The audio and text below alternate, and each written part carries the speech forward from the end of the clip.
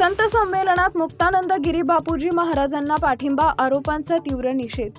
छत्रपती संभाजीनगर जिल्ह्यातील जेऊर मुसापूर इथं पार पडलेल्या संत संमेलनात आंतरराष्ट्रीय कथाकार व भविष्यवक्ता मुक्तानंद गिरी बापूजी महाराज यांच्या विरोधातील कथित आरोपांचा संतांनी तीव्र शब्दात निषेध केला।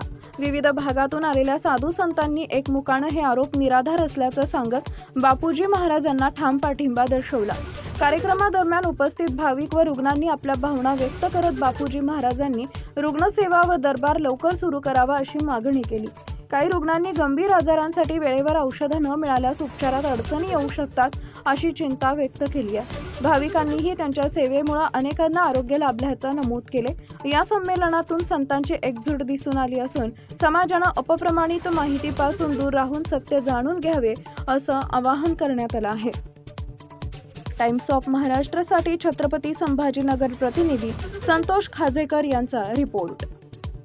मला अचानक दिसायला कमी झालं होतं, इतक्या लेवलनी कमी झालं की डॉक्टर माझी गॅरंटी घेत नव्हते की डायरेक्टली सांगायचे की तुझे डोळे चेंज करावे लागेल वगैरे असं तसं। आणि माझी काही परिस्थिती इतकी नव्हती की इतके मोठं ऑपरेशन मी करू शकेल म्हणून। तर आम्हाला बापूजींचा ॲड्रेस भेटला तर आम्ही इथं आलो आणि 21व्या दिवशी मला दृष्टी प्राप्त झालेली आहे। आणि कमल नाईन बजाज हॉस्पिटलमध्ये मला 5-6 लाख रुपये खर्च सांगितलं होतं आणि त्याच्यानंतर गॅरंटी पण नव्हती की तुझे डोळे म्हणजे क्लिअर होईल असं काही गॅरंटी नव्हती। म्हणजे ऑपरेशन झाल्यावरही दिसल किंवा नाही ही गॅरंटी नव्हती। पण किती आता दिवसात दिसायला लागलं होतं? मला 21 दिवसामध्ये असं म्हणजे क्लिअर जवळचं दिसायला लागलं होतं। 21 दिवसानंतर आता स्पष्ट, आता काही कुठला त्रास नाही, आता कुठला त्रास वगैरे नाही। जय श्रीराम। मी निपाड तालुक्यातून आलेलो आहे।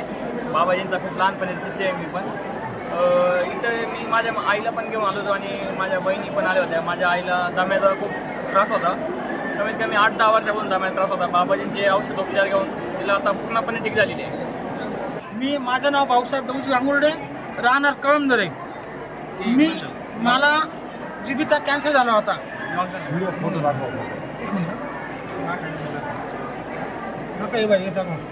पुरा आहे माझ्याकडे, रिपोर्ट पण दाखवेल।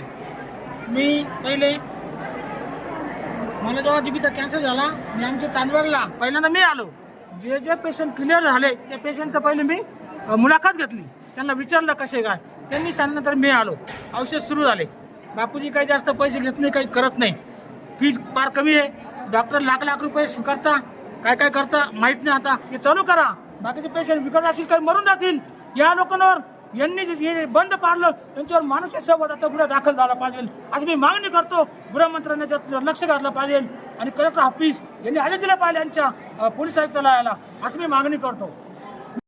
नमस्कार, माझं नाव शशिकला बाबासाहेब बेरव, जय गोमाता।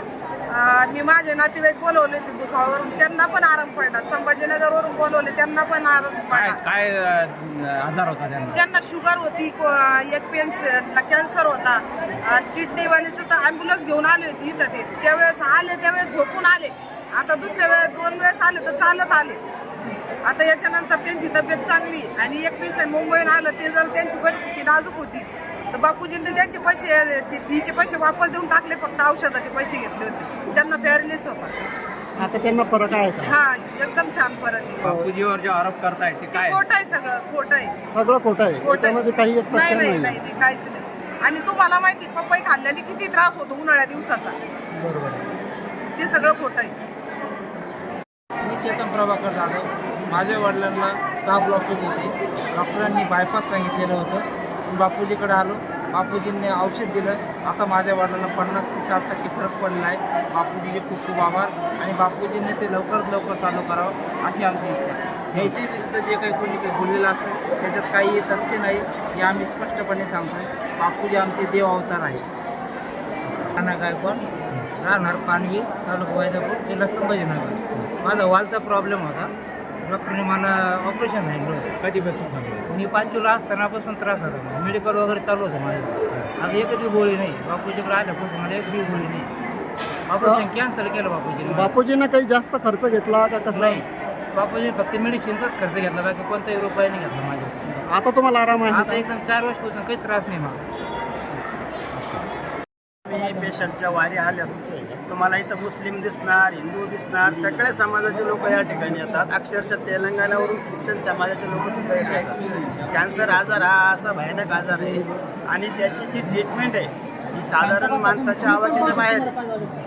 आणि हे घेरल्यानंतर बापूजींनी यावर बऱ्याच प्रमाणामध्ये आयुर्वेदिकवर अभ्यास केला आणि आयुर्वेदामध्ये काय ताकद आहे हे आपल्याला त्याच्या रीतिरिवाजामध्ये जुना जर आपण अभ्यास केला तर त्यात लक्षात येतं की आयुर्वेदामध्ये प्रचंड ताकद आहे. ठीक आहे, त्याला थोडा वेळ लागतो. थोडा वेळ लागल्यानंतर आयुर्वेदिकचे रिझल्ट ताबडतोब मिळत नाही. परंतु कॅन्सरसारख्या आजारावर जर इथं या ठिकाणी गोरगरिबांना न्याय मिळत असेल, त्या लोकांचं आयुष्य वाढत असेल तर त्यामध्ये चुकीचं काय, हा पहिला प्रश्न आहे. आणि दुसरी गोष्ट काय असते, कोणीतरी काहीतरी करतं आणि विनाकारणच एखाद्या चांगल्या माणसाला बदनाम करणं योग्य नाही आहे. यामुळे आमच्या अनेक संत महंतांच्या प्रमुख उपस्थितीत संत संमेलन पार पडले, काय सांगाल? बरोबर आहे, छान प्रश्न आहेत. कारण नसताना सगळ्यात जुना आणि चांगला धर्म नित्यच बदनाम केला जातो. आपण त्या भारतामध्ये राहतो ज्या भारतामध्ये नावसुद्धा असं ठेवलं जातं की त्या नावामध्ये काहीतरी अर्थ असतो. जसं भारत नावात सुद्धा अर्थ आहे, आर्यावर्त नावात सुद्धा अर्थ आहे, हिंदू शब्दात सुद्धा मोठी व्याख्या आहे. सनातन धर्म आपण म्हणतो. या सनातन म्हणजे व्हेरी व्हेरी एन्शियंट, सगळ्यात जो जुना आहे, पुरातन आहे, तो धर्म म्हणजे सनातन. आणि त्या धर्मात आपण निवास करतो. ओल्ड इज गोल्ड, सगळ्या संतांच्या मुखात तुम्ही ऐकलं की ओल्ड इज गोल्ड, जुनं ते सोनं आहे. आणि संत परंपरा ही जुनी आहे, सनातन धर्म जुना आहे, तो कधी कुणाचं वाईट करत नसतो. एखादी गोष्ट कमी अधिक झाली तर ती समोरच्यांनी समजूनही घ्यायची असते की ह्याच्यामागे काय कारण असू शकतं. म्हणून सगळ्या संतांनी हाच या ठिकाणी संदेश दिला आणि आमचाही संदेश आहे की ह्या गोष्टी बदनाम करू नये. जे पेरलं तेच उगतं. आजसुद्धा अजूनही कितीही अधर्म वाढत असेल तरीसुद्धा बाभळी पेरल्यानंतर त्याला हापूस आंबा येणार नाही, काटेच येतील. केलेलं कर्मच माणसाला भोगावं लागतं. म्हणून उत्तम कर्मच केले पाहिजे, असा सनातन धर्म सांभाळायला हवा. बाबाजी भक्तांना काय सांगाल, किती दिवसात आपण आता उपचार चालू करणार? प्रयत्न आमचा ह्या रविवारचा आहे. त्या रविवारी म्हणजे शनिवारी जर अपॉइंटमेंट झाली तर रविवारी सुरू होईल. परंतु आता खूप विस्कळीत झालेलं आहे. 27 दिवस पुढची बुकिंग ऑलरेडी पूर्वीची घटना घडली याच्या पूर्वीच बुकिंग झालेली होती. आता कुणाचा नंबर घ्यायचा आणि कुणाचा सोडायचा, जुनं सिस्टम पाळायचं की नवीन पुन्हा करायचं, हा खूप मोठा आमच्यापुढे एक यक्ष प्रश्न आहे.